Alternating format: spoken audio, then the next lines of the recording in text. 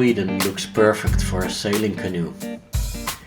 It is littered with small and larger islands, and with the prevailing west winds, the coast is mostly sheltered.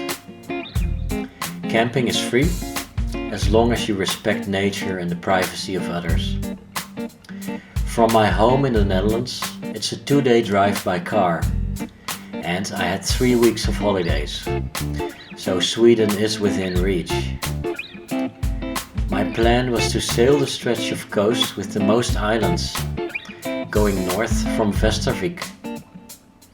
I wanted to go further and further into the wilderness and desolation of this very, very large coastline. All I wanted was to be on the water and sail. I was getting back to basics. Eat, sleep, sail, repeat.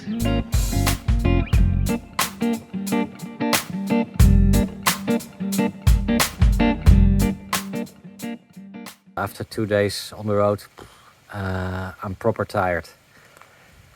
So I'm happy to have a room. There's a communal kitchen here. It's a scouting kind of place, so this is just my place. I used to be a Boy Scout and I never lost that mentality. So the water's just over there, so very happy.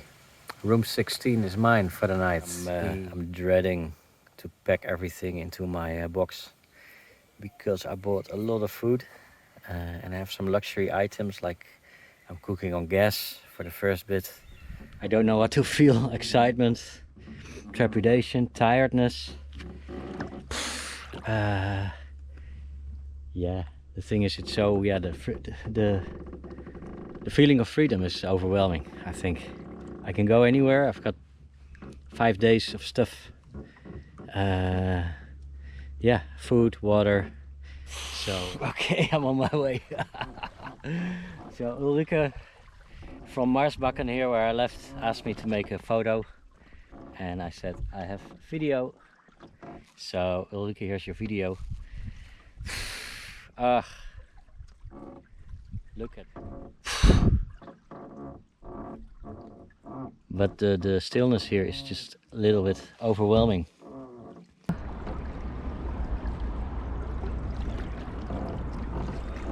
Suddenly I see a shelter straight ahead and it looks really nice, so I might stay here actually.